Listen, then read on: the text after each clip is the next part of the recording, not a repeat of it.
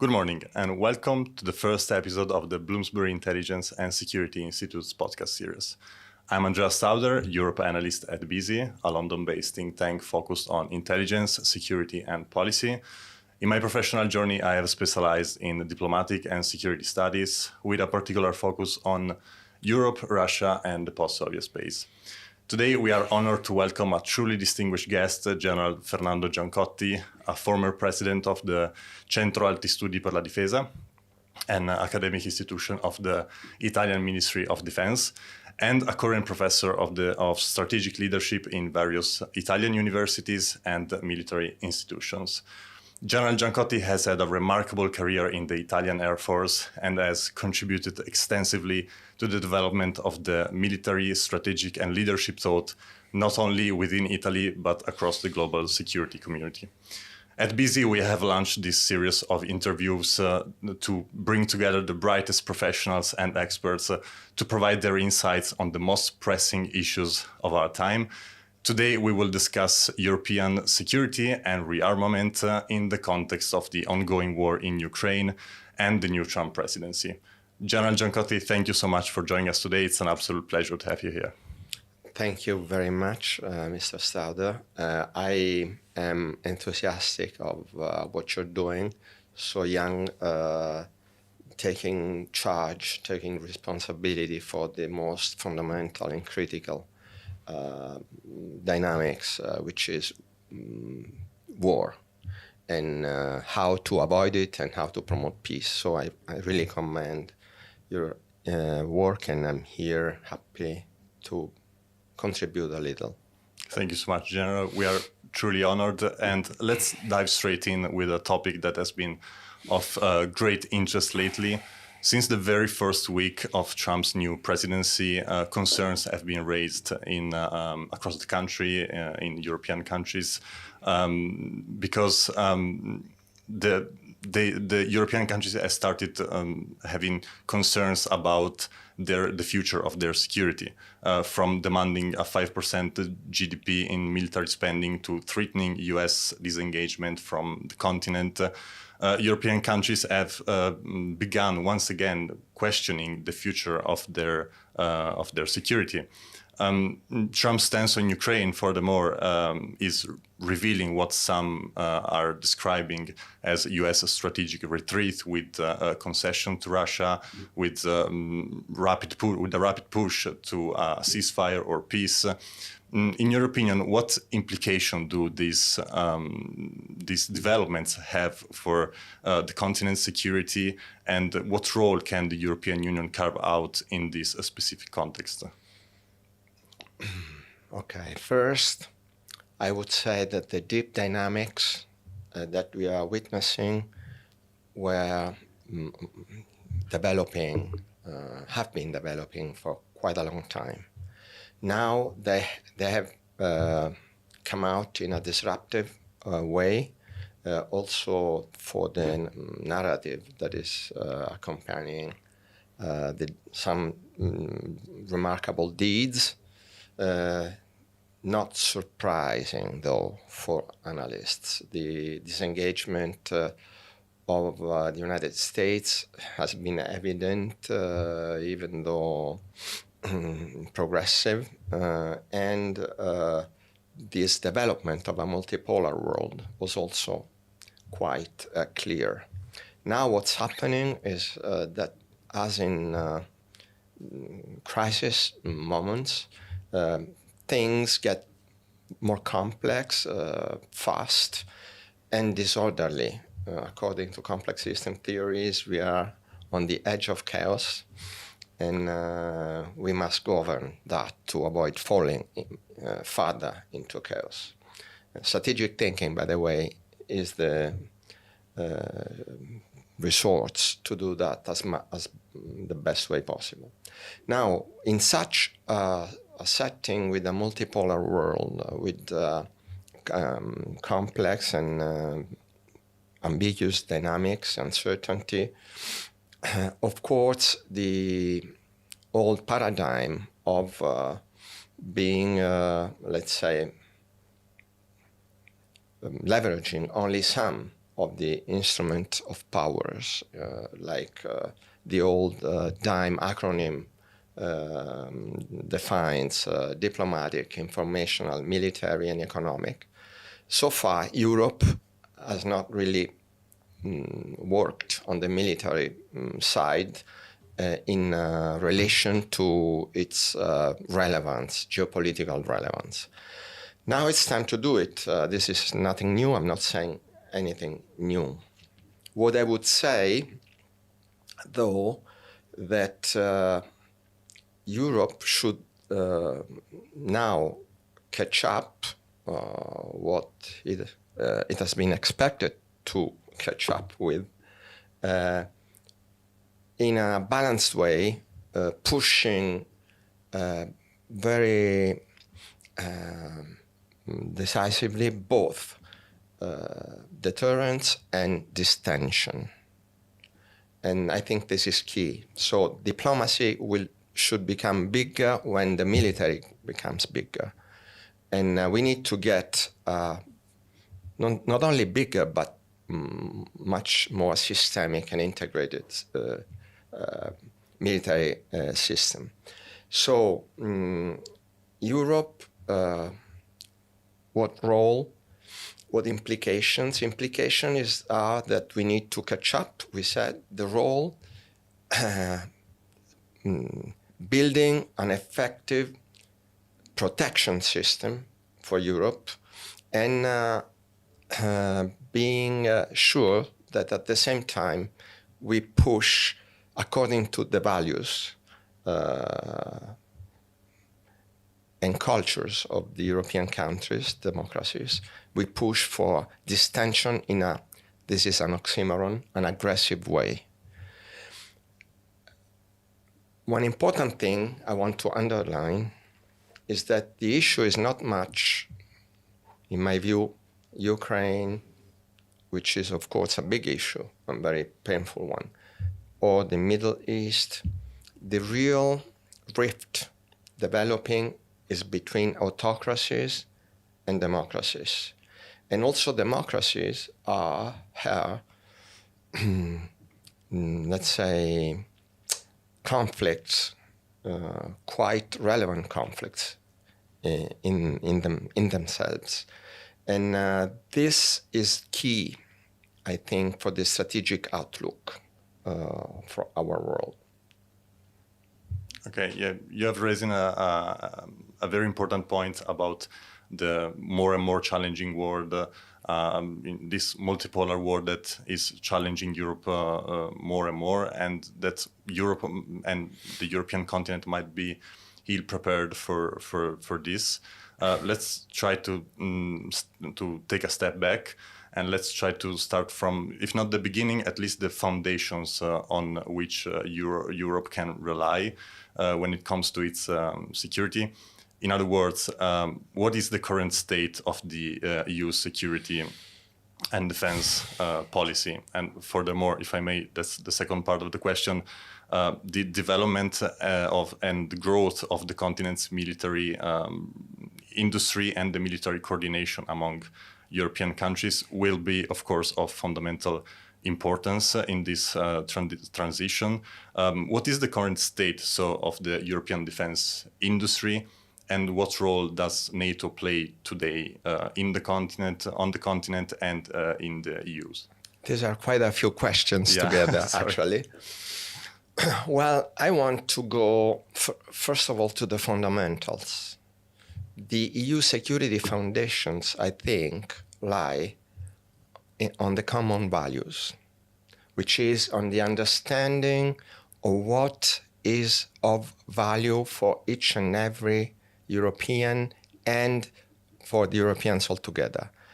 And I think there are common values. And I think that even the kind of confused reaction that we are witnessing to this crisis, anyway, is communicating that there is a will to uphold these values. And interests, because values are important, but there are also interests. And I also think that we do have interests in common, strong interests, because in the new multipolar world, and I link at the previous question, when you talk about the US, China, and the nuclear Russia, you need to be relevant. And we are not relevant. Each single state or member state is not relevant. It's just not strategically relevant. This is a self-explaining statement, I think. So if you want to take care of our interests, we need to get together and find common grounds. We have more, this is my opinion, that link us, values and interests, than divides us. And so we need to find a balance, and this is very, very urgent. Now, the development of a federal state, if this is what history will decide, let's say, then we'll be able to see a federal defense system, just one European defense system. Now we must work integrating the capabilities of the member states. So the main interests we need to defend, I think, is being free from fear. Being free from fear that somebody is going to come at night and take you away in some unknown place, or that you can be poisoned, or that maybe a friend can fall off a balcony, and much more than that I'm not going to expand on. Freedom from fear, peace and prosperity, I think this is a major both value and interest at the same time. So what is the current state of EU common security and defense policy? I'm going to be very, let's say, focused on what's happening now, because what happened 1 year ago is much less relevant nowadays. So we had this strategic compass. When that came out, it seemed an understatement, and that was an expression of the political will of the time. Now we have this EU white paper for defense, Readiness 2030, REARM, and REARM Europe. So in this paper, which is available, there is a fairly good picture online. There is a fairly good picture of the fundamental concepts, and then there is an agenda, and this agenda goes through different lines of development, which are sensible, I think, and highlights gaps, some strategic priorities, and also basically addresses the industry, European defense industry issues, and also cooperation and implementation. It's very general. To be frank, I would have liked, even though I know the complexity of policy making among 27 plus states, but I would have liked less statements, more deeds. And the deed that I think we should do now, together with what the white paper asks for, is the command and control issue. And we will see that maybe later. For the European industry, there are already many programs that address that, because it was the easiest way to go toward and beyond the treaties limitations. And we have the European Defence Fund, the European Defence Industry Programme, and the European Defence Integration Industry Development Plan, and European Defence Technology and industry, and so on and so forth. EDIRPA, we have many European defense and something. And this go toward that direction of integrating this European industry, lots of negotiation, lots of interests. Everything is quite complex, but there is a definite trend to go toward that side. So this is for the industry, and I think that's okay. For the NATO, and just trying to answer all your questions, for NATO, I would say that NATO is key and stays key for deep strategic considerations which go beyond political phases of any country. And I'm not going to discuss that in depth about the administration, but it stays as a key resource. And I'm a NATO warrior, a Cold War warrior, and I fully appreciate the value of the alliance. But today, NATO is not guaranteed anymore, and it's not free. So we must stay linked to NATO, but develop our own capabilities, which, by the way, is exactly what the new administration is asking us for. So those who criticize the build-up of our European defense should remember that this is exactly what the new administration is asking for.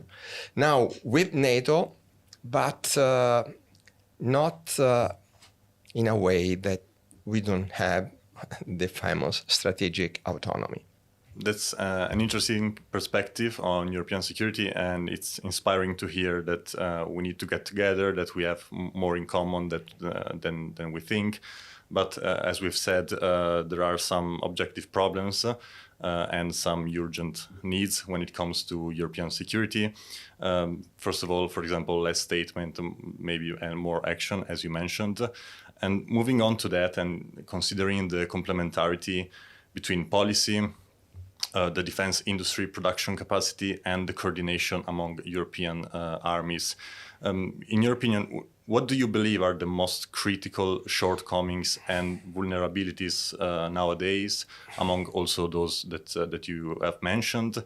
And in which direction should the EU on the one hand and the European countries on the other move to address these issues? In other words, is the EU responding in the right way, and how is the white paper responding to these needs?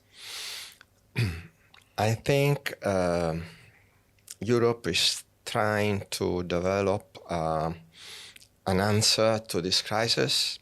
It's an answer that must be shared as much as possible, and it is, of course, necessary a high degree of coordination, interaction, and which it seems to be happening, at least the effort.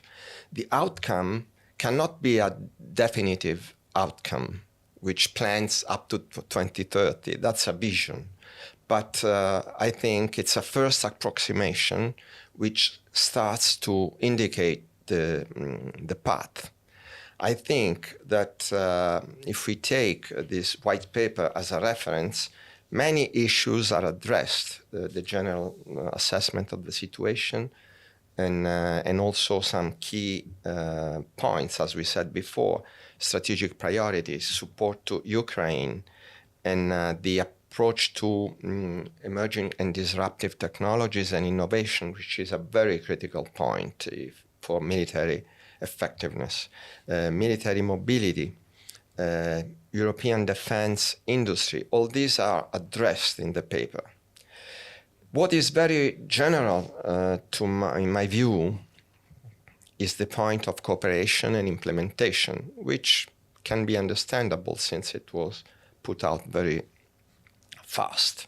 But I think there should be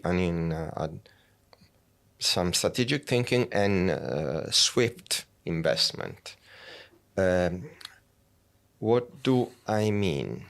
First of all, it's not true that Europe is disarmed or it's incapable of expressing military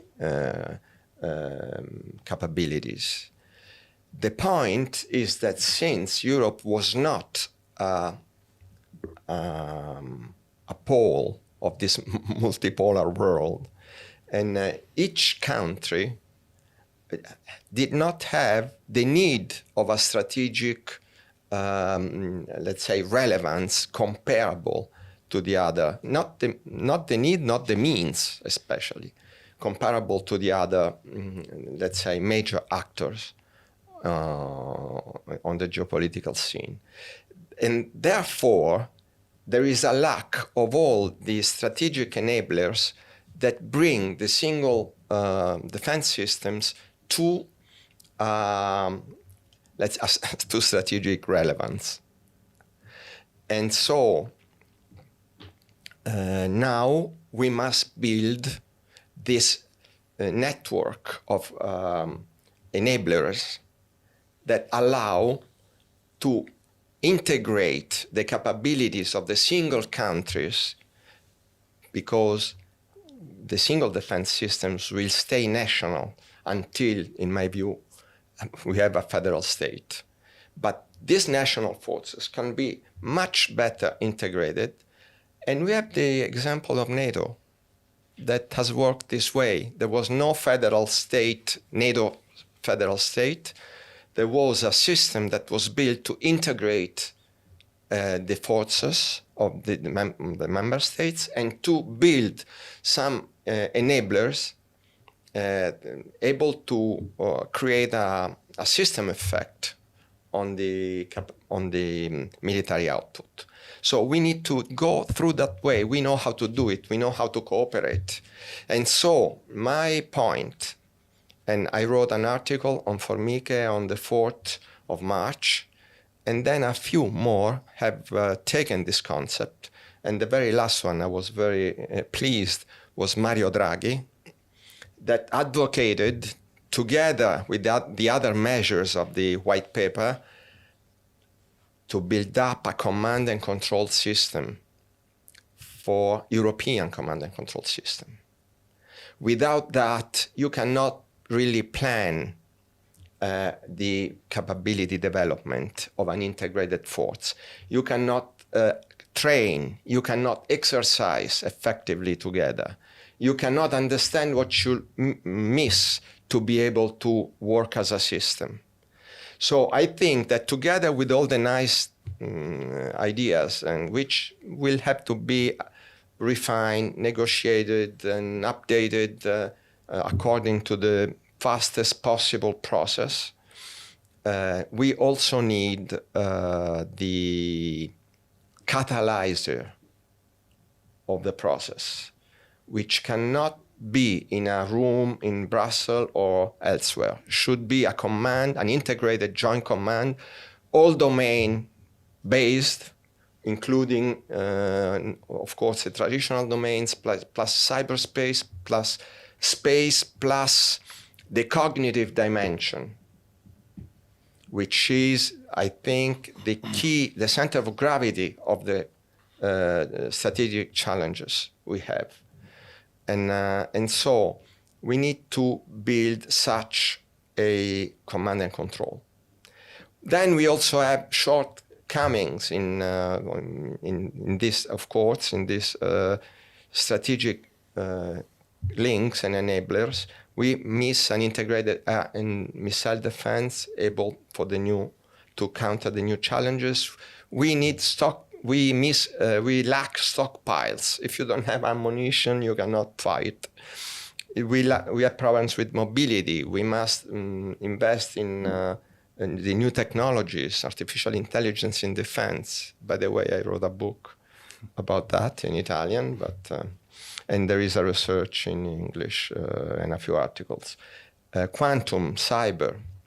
But command and control is key, because that tells you what you are missing to effectively employ your forces, and this equates to deterrence.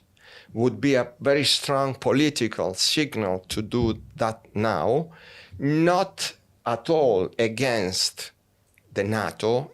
On the contrary, we should think of a Berlin Plus two ways where this center could be assigned to NATO for specific NATO operations. And I'll tell you, command and control is always in short supply and high demand for any operation. And so I think this is my personal opinion, but that may be also because I was the operational commander of the Air Force, and maybe I see that as a biased opinion. I really don't think it is. Sure.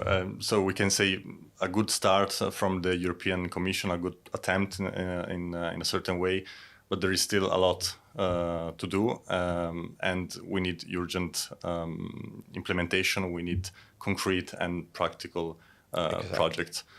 Coming to our last question, we have covered quite a lot regarding the challenges Europe faces and how it's trying to respond. For the last question, let's try to have a look ahead, if possible. So in light of the transitional signals that we have discussed in today's episode, and what do you think, in your opinion, what role, if any role, do you believe the European Union can carve out for itself in this ever challenging and changing multipolar world? Well, I think that the European Union should, and I would say must, have a role in this world if we want the good of humankind. And I'm stating this with lots of caution, because I'm not a moralist, and I don't think that we are the good and the rest are the evil. No. The point is that the European Union is shares values and interests that are based on balancing, on a balancing mechanism, which is the democratic balancing mechanism, with a lot of faults, but eventually is the one that can produce more happiness for the people. This is my idea, of course, it's a personal idea. And now, because of that, we need to do very well one thing that is, again, strategic thinking. Being able to uphold this value in a pragmatic way, not in a naive way. Promoting, and again, I state this oxymoron, an aggressive distension, so diplomacy, in a seamless, continuous with security, intelligence, and so on, and defense. To promote distension as much as possible, and dissuasion as much as possible, because we cannot rely on the goodwill of some actors, okay? And so I think we should do that. Now, to do this, it's a historical process. It's not just that you snap your finger and you get the magic. But this is the vision I think that we should have. And I think we have the resources to do it. Our military capabilities are very good. If the Russians couldn't get the tiny Ukraine, and we organize ourselves a little bit, think on only the efforts. I know that very well, okay? The European air forces. They can, if integrated under an air component command, express huge operational capabilities, and which can deter effectively aggression. Of course, you must agree politically to build this capability. But I think that the political thinking is converging. I want to underline that not only most of the European countries want to join this vision, but also other across the world, Canada, Australia, Japan, Korea, New Zealand. And this underscores my message that the main issue is main rift and the confrontation is between autocracies and democracies. And democracies must be very careful not to play the game correctly. The very last thing I want to say, we think we are in peace. But if we accept my assumption, my idea, that, and it's not only mine, by the way, of course. Actually, I got it from many thinkers. And that there is, in this moment, a very strong tension between autocracies and democracies. I say that the war is here and now, because war, as it has always been, but especially in these times, with the new technologies, war is not only shooting. Hybrid warfare has been conceptualized by the Russian Confederation and used extensively, and it is used right now. It is brought to bear on the Western democracies with a high degree of success. If you see the divisions that split, of course, not all the political divisions stem out of disinformation, but I think it is quite certain. It is, by the way, also in literature, that there can be a big impact of disinformation, social engineering, and using the new technologies that can impact the democratic process. And so, once again, the war is now. We must be careful how we play the game. We must be especially careful about the internal divisions in the democratic country that must, of course, remain because of democratic dialectic, but should never be manipulated to achieve malevolent external strategic goals. Should not be allowed. And I think we have plenty of examples that this is happening right now. The Center for Defense Higher Study, Centro Alti Studi per la Difesa, has just last week, I'm in the teacher committee of the PhD school, we graduated the first 6 doctors, PhD, and 2 of them made extensive scientific work on disinformation. And it is clear that it's there.